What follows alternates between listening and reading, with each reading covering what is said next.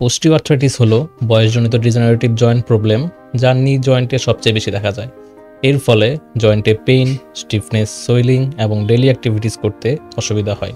Rehabilitation প্রক্রিয়ার প্রথম ধাপ হলো পেইন ম্যানেজমেন্ট এবং ইনফ্লামেশন কন্ট্রোল। এর জন্য ব্যবহৃত হতে পারে ফিজিওথেরাপি মডালিটিস এবং কন্ট্রোলড অ্যাক্টিভিটি মডিফিকেশনস।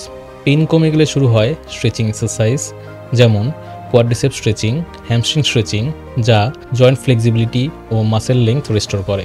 পরবর্তী ধাপে যোগ করা হয় স্ট্রেন্থেনিং এক্সারসাইজ, যা নি স্ট্যাবিলিটি বাড়ায়।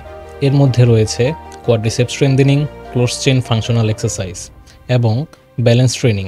এগুলো হাঁটুর সহনশীলতা বৃদ্ধি করে। শেষ ধাপে ফাংশনাল রিট্রেনিং করা হয়, যাতে পেশেন্ট সহজে হাঁটা, সিঁড়ি ওঠানামা এবং দৈনন্দিন কাজগুলো আবার পেন ফ্রিভাবে করতে পারেন।